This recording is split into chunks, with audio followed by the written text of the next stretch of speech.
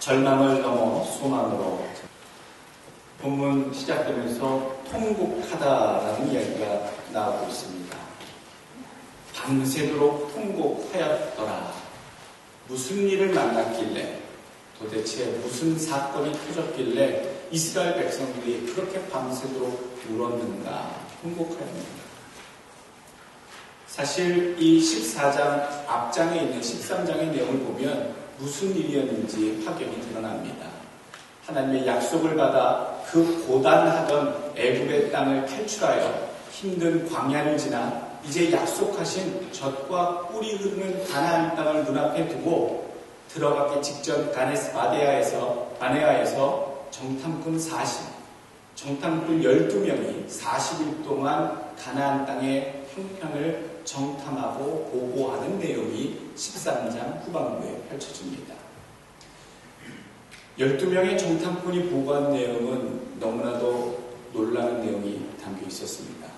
하나님께서 약속하셨던 그대로 정말 비옥하고 좋아서 젖과 꿀이 흐를 정도의 좋은 소산을 내는 정말 탐낼 만한 그러한 비옥한 땅이다 라고 보고를 합니다. 그런데 두 번째 이어지는 보고가 내용이 상반됩니다.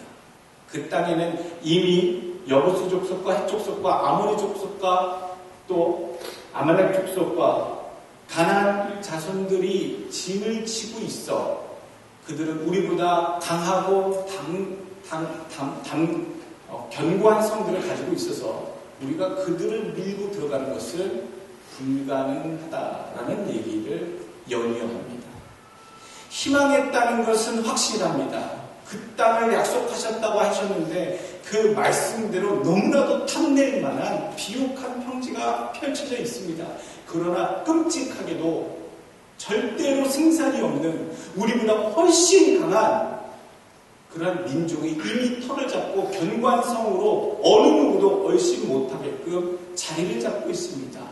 이 두 가지 상반된 내용을 듣고서 백성들이 지금 통곡하고 있는 겁니다. 그 통곡의 내용이 이제 더 나아가서요, 사람들이 어떤 반응을 보이는가. 세상에 울 일이 참 많이 있습니다. 사실 옛날 어르신들은 남자들에게 특별히 유교적인 영향인지 모르겠습니다만 남자는 태어나서 3번만 울어야 된다라고 그렇게 들은 적이 있습니다. 우리 남자 선배 집사님들 가운데 혹시 지금껏 한 3번 정도밖에 운 적이 없다, 그렇게 되신 분 혹시 계십니까? 나는 남자 중에 남자다. 상남자여서 내가 태어났을 때 한번 울고 그 뒤로 안 울다가 부모님이 돌아가실 때 한번 크게 울어봤고 나라가 망했을 때 큰 위험에 처했을 때 한번 울어봤다. 이러신 분 정말 있을까?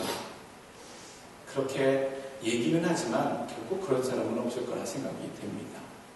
그렇게 매정한 사람이 있을 수 있을까? 마음이 그렇게 견고한 사람이 있을까? 어찌 보면 마음, 감정이 그렇게 메말라 있는 사람이 있을까?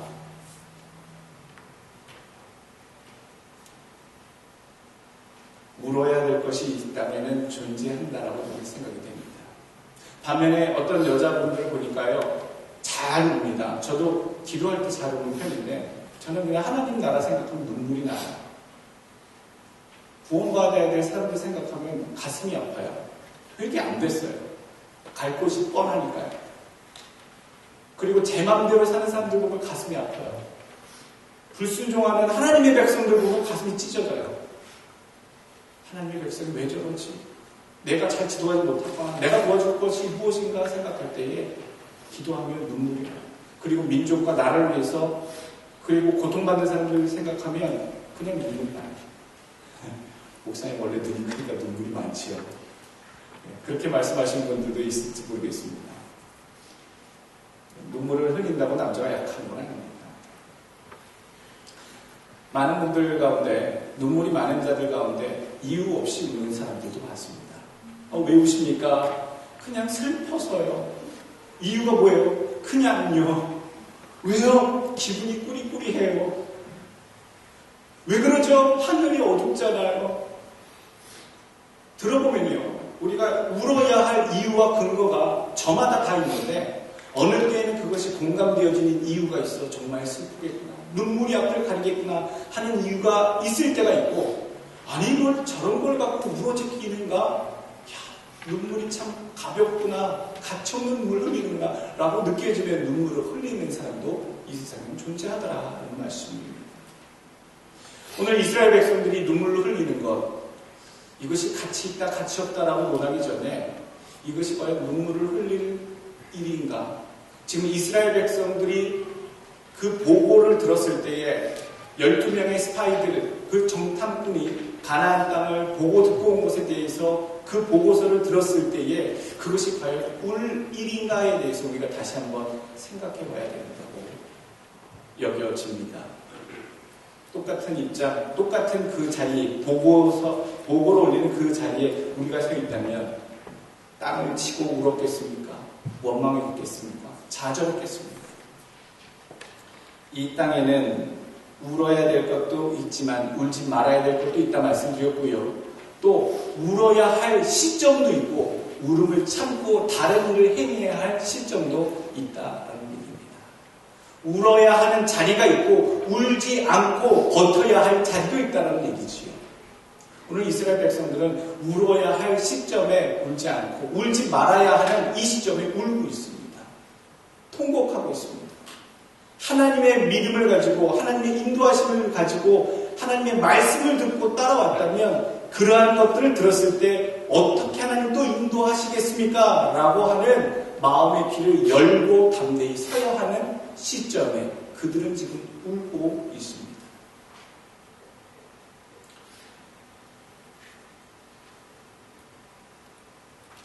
불신앙의 태도를 주의해야 합니다.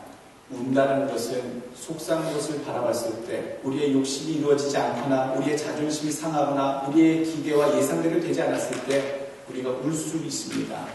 그런데 이제 그 슬픔과 울음을 넘어서 이 이스라엘 백성들이 향하는 모습들을 보십시오.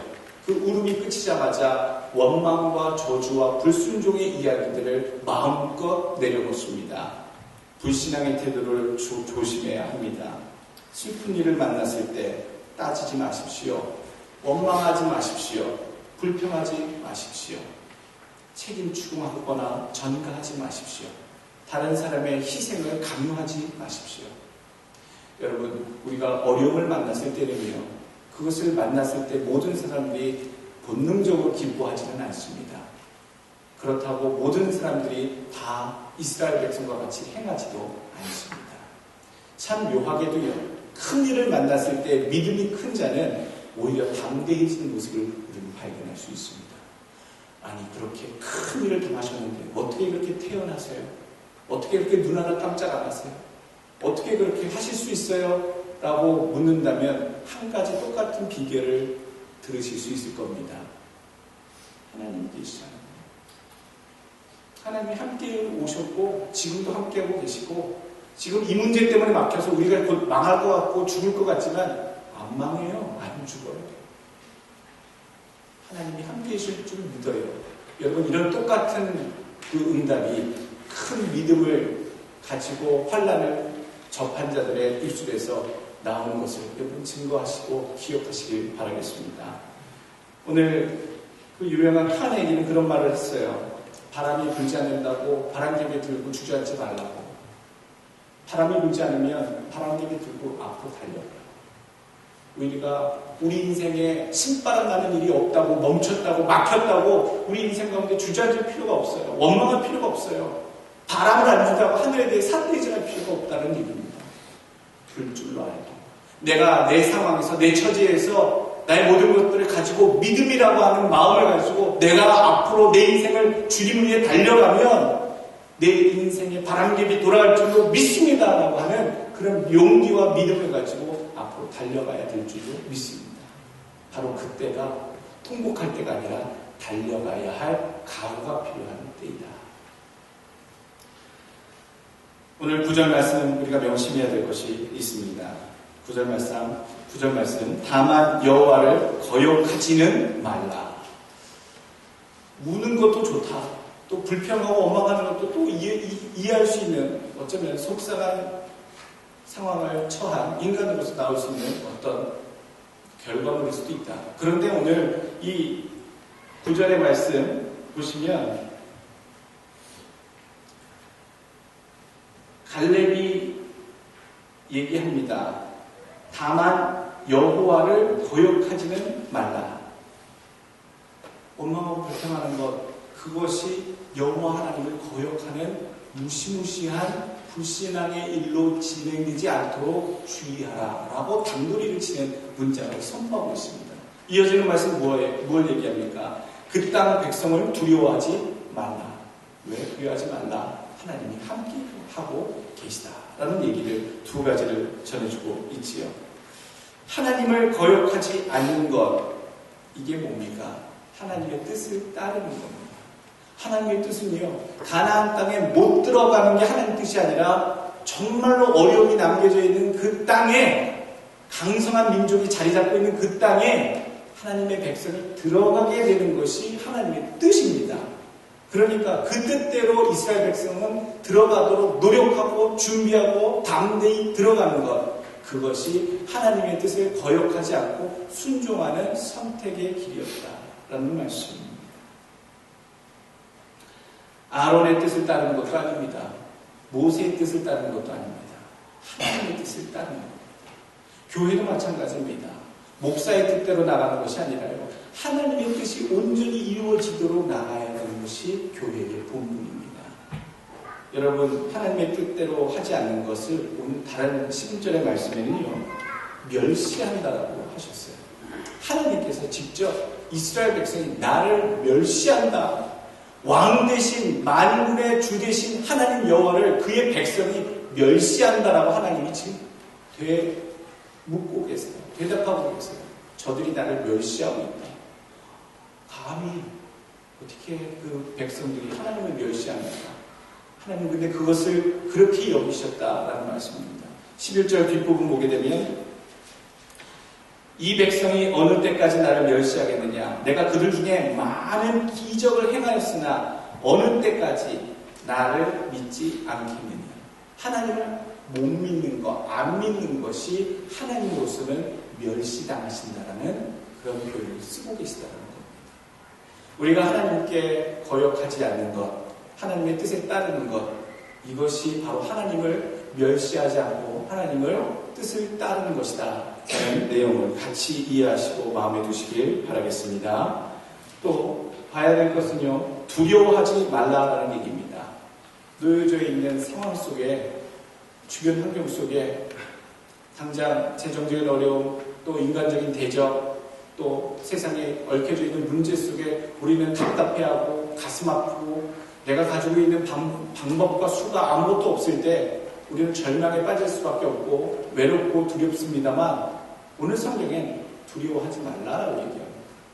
그게 우리의 할 일이라라고 얘기합니다. 인지상정입니다. 무서운 걸 보고 감당할 수 없는 상황을 맞닥뜨리면 사람은 두려움이 당연한 겁니다. 그런데 하나님은 두려워하지 말라라고 하십니다. 왜냐? 너희와 함께 지금 하고 있기 때문이다. 그 사실을 믿기 때문에 너희는 두렵지 않을 수 있다. 두려워하지 않을 수 있다라고 얘기하시는 겁니다. 자꾸 마음에 두려움이 생기십니까? 나의 두려움은 나의 믿음과 반비례합니다. 어떻게 먹고 살아? 어떻게 애들 키워? 이 일을 어떻게 하지? 자꾸 두려워 잠도 못 자. 그런 만큼 내 믿음이 부족한 겁니다. 하나님께 맡기시고 함께 하심을 믿으시면 그 두려움이 상반적으로 없어집니다. 잠 못 주무시는 분 계십니까? 기도하십시오. 하나님, 나의 믿음을 크게 하여 주옵소서. 나의 믿음을 담대케 하여 주옵소서. 힘든 고민거리 있으십니까? 주님께 맡기시고 주를 아시지요? 함께 해주신다고 하셨지요? 그렇게 나아가실 줄로 믿으니까 하나님 내게 평안 주옵소서. 그렇게 믿음을 구하실 수 있는, 두려움에서 믿음으로 나아가시는 여러분들의 믿음 되시길 축원합니다. 모세의 모습을 보면 참 묘하게 하나님의 마음을 잘 그렇게 해야 됩니다. 오늘 모세의 태도 속에 나타난 교훈을 한번 보면 15절, 16절 말씀 한번 보시지요. 이제 주께서 이 백성을 하나같이 죽이시면 주의 명성을 들은 여러 나라가 말하여 이르기를 여호와가 이 백성에게 주기로 맹세한 땅에 인도할 능력이 없으므로 광야에서 죽였다 하리이다. 하나님께서 지금 이렇게 불평과 원망과 불신앙으로 낙담해 있는, 하나님을 원망하는, 멸시하는 백성들을 향해서 오늘 어떻게 하시려고 합니까? 죽이시려고 하십니다. 병을 돌려서, 전염병을 통해서 이들을 다 멸절해서 멸망시키실 각오로 지금 반응하십니다. 야, 백성들을 잃었다고 하나님이 뒤끝을 있으신가? 그냥 한번 용서해 주시지. 가나안 땅 코앞에 놔두게 해놓으시고서 그 백성들을 다 죽이시는가? 우리가 또 인간적으로 생각하면 이렇게 생각할 수도 있겠습니다만, 오늘 이 모세는 하나님의 그 분노하심과 또 불평하는 이 백성 그 사이에서 하나님께 간구하고 있습니다. 어떻게 간구하고 있는가? 모세가 인도주의자인가?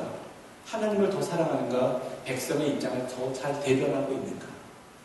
오늘 15절, 16절의 말씀이 모세가 어떤 마음으로 하나님께 간구하고 있는지를 보여주는 좋은 교훈이, 단서가 담겨있다고 생각이 됩니다. 보십시오. 하나님 그냥 한번 봐주십시오. 하나님 그렇게 애굽서부터 지금까지 용서해 주시고 사하셨던 하나님, 이번에도 사하여 주옵소서 단도직입적으로 말하지 아니하고요. 하나님께서 이 백성들을 지금 여기에서 죽이신다면 하나님의 입장이 곤란해지십니다.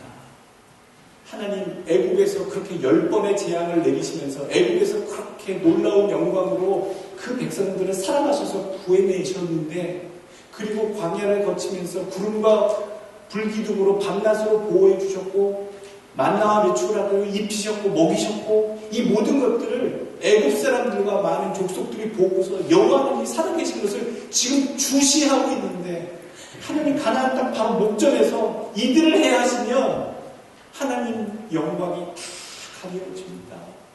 하나님이 능력이 없어서 자기 사랑하는 백성 가나안 땅으로 들이지 못하는 무능한 하나님이 될까 두렵습니다. 하나님 이번에 한번 용서해 주옵소서 라고 얘기하고 기도하고 있다는 거예요.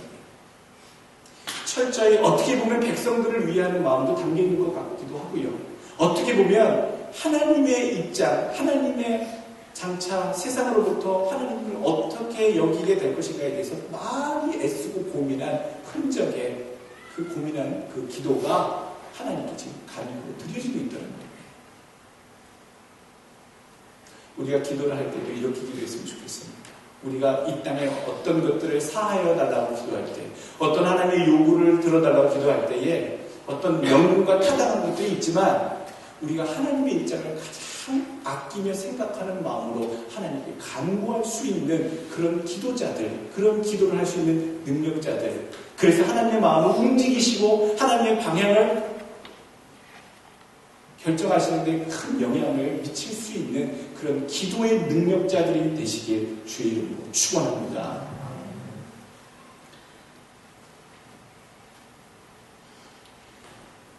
이제 하나님의 입장을 좀 생각을 해보겠습니다. 하나님께서 이 백성들에게 크게 분노하시고 멸시당하셨다고 여기셔서 전염병으로, 병으로 멸하시겠다라고 하셨는데, 오늘 그 기도를, 모세의 간구하는 기도를 들으시고 사하노라, 용서하겠다라고 하십니다. 근데 한 가지, 하나님께서도 그 기도를 들으시되 한 가지만큼은 그러지는 못하겠다라고 주장하시는 것이 있습니다.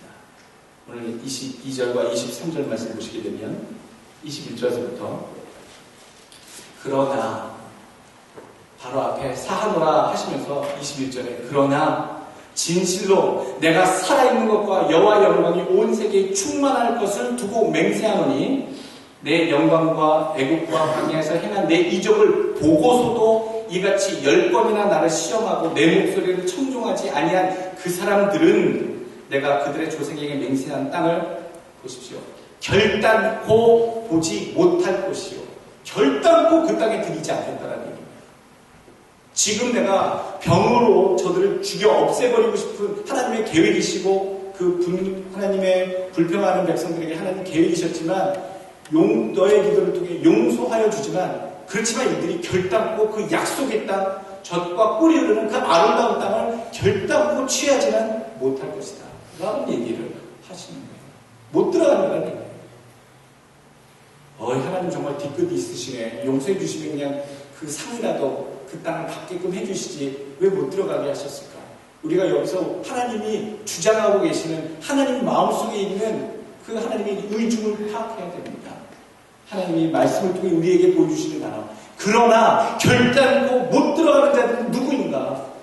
하나님이 절대로 그 간구하는 기도에도 불구하고 용서는 해주시지만 허락하지 않으신 것이 무엇이었느냐 살펴본다면 오늘 믿음이 없는 자들은 하나님께 대한 그런 순종하는 믿음이 없는 자들에게는 결단코 그 땅을 줄 수가 없다는 것을 우리 하나님의 마음이라는 것을 우리는 발견할 수 있다라는 겁니다. 주의 백성이라 할지라도요, 아무리 교인이라 할지라도요, 아무리 할례받고 세례받고 이스라엘 백성으로 태어나고 예수를 믿어 예수를 믿는다고 얘기한다 할지라도요, 하나님께서 보시는 그 하나 천국에 들어갈 만큼의 충분한 인정하시는 믿음이 준비되지 않고는요, 아무리 교회를 다녀도 교인이라 할지라도 아버지의 백성이라 일컬음을 받았던 사람이라 할지라도 하나님이 안 된다고 하는 그 믿음은 결단코 가나안 땅에 들어갈 수 없다라는 무시무시한 하나님이 생각하는 그 기준을 우리는 분명히 알고 있어야 됩니다. 세례 받으십시오, 입교하십시오, 학습 받으십시오. 어쩌면 하나님의 백성이 되는 그 과정을 저는 다그치는 과정일 수도 있습니다. 여러분 교인이 되십시오. 그런데 그렇게 되신 분들이 그것으로 다 구원받아 천국에 떡하니 무슨 자격증 얻은 것처럼 들어가는 것이 아니라요. 이제 그러한 가능성이 열렸다는 겁니다. 이제 시작되었다는 겁니다. 그 시작된 믿음의 삶에 믿음이 온전히 정말 담겨지지 못한다면 우리도 가나안 땅에 대해서 들어가기 힘들 수 있다. 믿음을 준비하지 않고는 불가능하다. 오직 준비된 믿음만이 가나안 땅, 우리에게 있어서 저 천국에 있죠. 천국에 들어갈 수 있다. 여러분 다 건너 들어갈 수 있는 믿음까지 가시길 주의 이름으로 축원합니다. 오늘 그 믿음이 어떤 믿음인지 본문 가운데 딱 나옵니다. 그럼 어떤 믿음이 그런 믿음이에요? 그냥 열심히 믿으면 되지요. 성경이 구체적으로 그 믿음의 소유자에 대한 언급을 하고 계십니다. 갈렙의 믿음을 하나님 자꾸 지적하십니다. 오늘